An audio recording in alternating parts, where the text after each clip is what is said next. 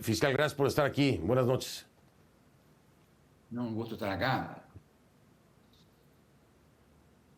El placer es mío. Oiga, yo decía, yo estaba haciendo una reflexión acerca del tema de crímenes de lesa humanidad. Y bueno, pues tengo que voltear a ver necesariamente a Ucrania, tengo que voltear a ver necesariamente Gaza. Y bueno, uno pensaría, a ver, estos sí son elementos mucho más contundentes y de más calado como para poder avanzar con celeridad y dar un veredicto o tomar las medidas necesarias si se compara con el caso Venezuela. Pero al mismo tiempo, pensaba yo, bueno, pero si es tan simple el tema Venezuela, ¿por qué no se puede resolver más rápido? ¿Cuál sería la apreciación correcta? Es decir, el volumen de Bueno, pruebas que puede encontrarse en un campo de batalla o lo que ocurre en Venezuela. bueno, en Ucrania y en Gaza hay crímenes de guerra también. Eso Sí. no hay en Venezuela. Por suerte en Venezuela no hay un conflicto armado. Pero lo que hay es un crimen de lesa humanidad. ¿Qué es un crimen de lesa humanidad? Un crimen de lesa humanidad es un ataque masivo o sistemático a la población civil siguiendo un plan. Eso es un crimen de lesa humanidad. En Gaza se acusa a Netanyahu exactamente de eso, de haber bloqueado la ayuda humanitaria, el alimento a la gente de Gaza. En Venezuela es distinto. Venezuela, es cierto que usted dice que en términos de gravedad, del número de muertos, es muy distinto, por suerte. Hay una enorme cantidad de personas desplazadas en Venezuela, ¿no? Hay 8 millones de personas exiliadas de Venezuela. Y eso es un número increíble, porque justamente no es que están escapando de un conflicto armado, están escapando de una situación política, económica muy mala, donde hay persecución. Los números en Siria hay 10 millones de personas exiliadas, en Ucrania también en número parecido, pero hay guerras masivas. Acá no. Acá hay 8 millones de personas desplazadas sin una guerra. Entonces, ese número es muy grave. Lo que es nuevo, y esto me parece que por eso vale la pena charlar un poco, es a partir de la elección, yo creo que ese es un dato nuevo. Por ejemplo, el fiscal Khan tenía una investigación en Israel, en Palestina, mejor dicho, en Palestina, desde hace varios años, pero él se concentró en los hechos a partir del 7 de octubre, lo más nuevo. Hizo lo mismo en Afganistán. Entonces, me parece que lo que es interesante que está pasando ahora es que hay dos cosas. Primero, hay una situación distinta. El encarcelamiento, sobre todo de 2.000 personas, pareciera obedecer a un plan sistemático. El delito se llamaría persecución. Es un crimen de lesa humanidad basado en la persecución de personas por razones políticas. Básicamente están poniendo presa a la gente que son opositores y increíblemente también entiendo que han puesto presos a varios fiscales de mesa, porque justamente el objetivo de este crimen de lesa humanidad es una persecución para evitar que la oposición política eh, tome el poder, gane las elecciones, ¿no? Entonces, lo nuevo es que acá Maduro se puso al frente, porque Maduro dijo unos días antes que si no ganaban iba a haber un baño de sangre, y su gente ahora está liderando esta idea de que hay que meter miles de personas presas. Esto es nuevo, y por eso a mí me parece interesante que el fiscal Khan le envió una notificación avisándole que estaba mirando muy de cerca lo que estaba ocurriendo después del proceso electoral. Esto es muy importante, me parece. El fiscal Khan hizo eso con Putin, le avisó, hizo eso con Netanyahu, avisó, y después actuó. Entonces, si el fiscal Khan, yo no estoy hablando por él porque justamente yo evitamos tener contacto para respetar su independencia y su rol, pero entiendo, si yo veo por los medios masivos lo que está haciendo, Él está avisándole a Maduro, mire, esto no puede pasar, esto es un crimen. Entonces, me da la impresión de que tenemos una chance muy alta de que el fiscal comience un proceso directamente contra Maduro. Eso sería lo novedoso, me parece, porque es una ¿Qué, operación, obviamente, por él. Y esto es la posibilidad que tenemos ahora.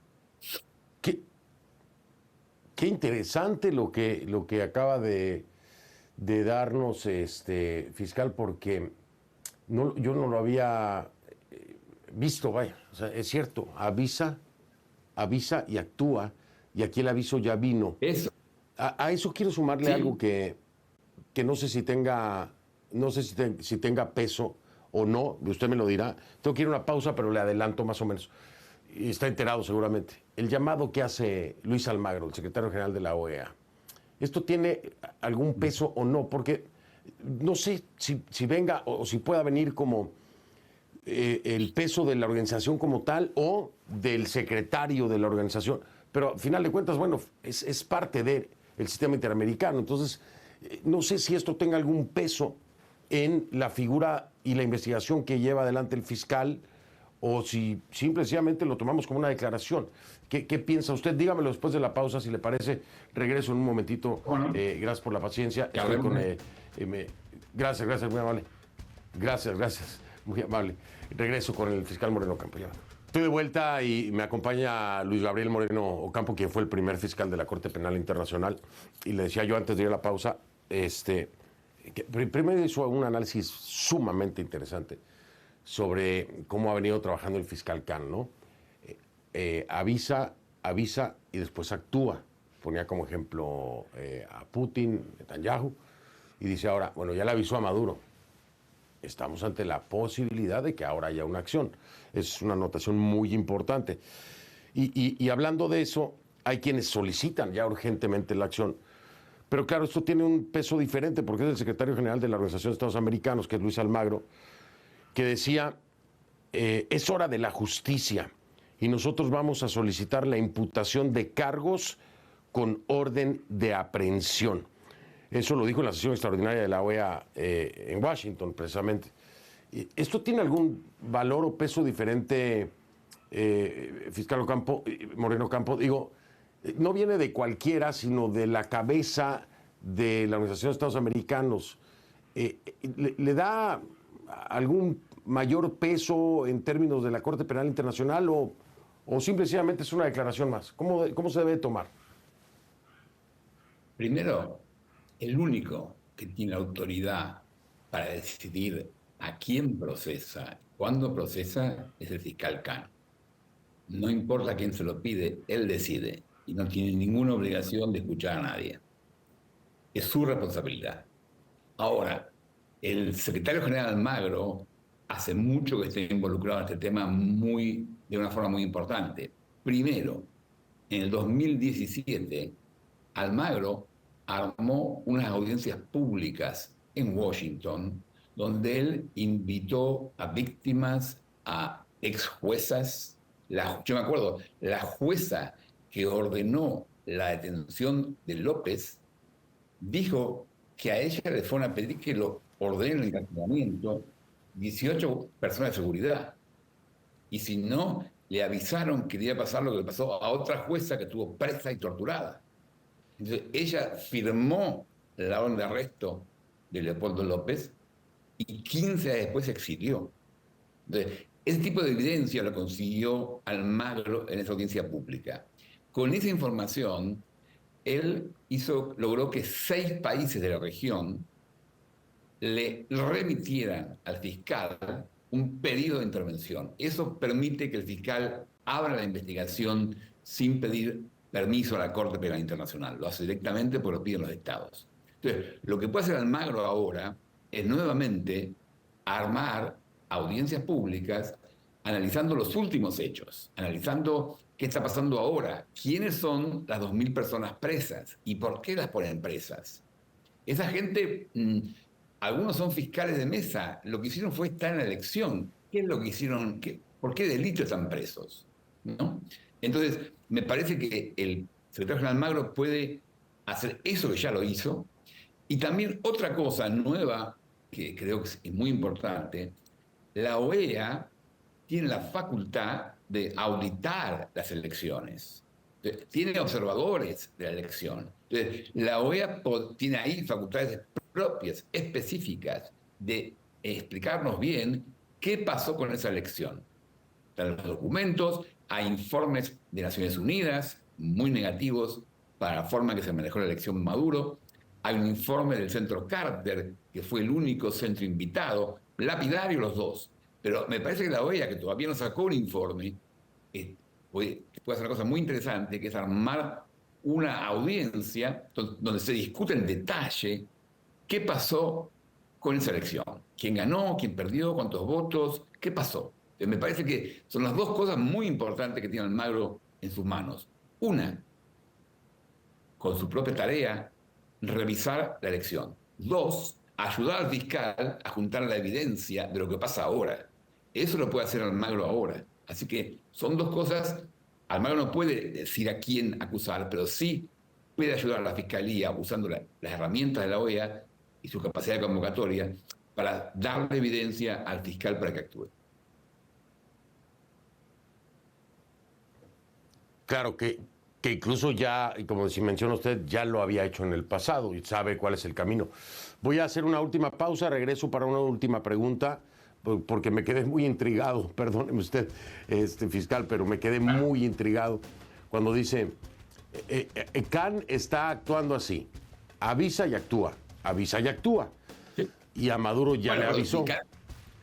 ¿Cuál? Dígamelo después de la pausa. Pero ¿Cuál podría ser la sí, actuación, no? El siguiente paso, ¿cuál podría ser? No, no me diga ahora, no me diga ahora. Vengo en un momentito. Luis Gabriel Moreno Campo es el primer fiscal, quien fue el primer fiscal de la Corte Penal Internacional. Y gracias por la paciencia. Esta es la última pregunta del último segmento fiscal, se lo prometo. Hablábamos, y hacía usted un análisis muy concreto. Khan actúa, pero avisa y actúa, y a Maduro ya le avisó. ¿Qué actuación pudiera estar en puerta, vaya, pues en términos de procedimiento, ¿no? Bueno, a mí me parece que cuando la gente pensaba si era posible pedir una orden de arresto para Putin, le parecía imposible. Rusia es un miembro del Consejo de Seguridad, tiene un estado permanente del Consejo de Seguridad y parece imposible. El fiscal lo avisó, actuó y lo hizo. Después, Netanyahu es un súper aliado de Estados Unidos, una democracia fuerte. Decían imposible, Netanyahu le avisó y lo hizo. ¿Por qué no Maduro? ¿Por qué el fiscal no, me parece que no le tiembla el pulso? Entonces me parece que le está avisando a Maduro, mire, esto no puede ocurrir. Así que me da la impresión de que es un mensaje muy fuerte que Maduro tiene que entender muy bien. Entonces, ¿qué puede ocurrir? Una posibilidad es que el fiscal se concentre en estos últimos, que tiene la particularidad, y esa es una de las dificultades de Venezuela, es que en Venezuela la gente va presa por orden de fiscales y jueces, no es que va presa por decisiones de un escuadrón de la muerte. Ahora, en este caso en particular, hay dos fiscales que fueron presos también porque no querían dejar a la gente presa. Entonces me parece que está mostrando una manipulación del sistema judicial para hacer arrestos, encarcelaciones arbitrarias, solamente para mantenerse en el poder. Entonces me da la impresión, esto es lo nuevo, y le está avisando a Maduro, mire, Coincido con usted en todo el análisis de contenido, pero esa proyección que hace es brillante. Bueno, brillante como siempre ha sido Luis Gabriel Moreno Campo. Fiscal, mil gracias por su tiempo, de verdad. Que pase excelente noche. Un placer haberlo tenido aquí en el programa. Igualmente, muchas gracias. Hasta luego. Gracias a usted. Hasta luego. Buenas noches. Marco, pausa. Ya regreso.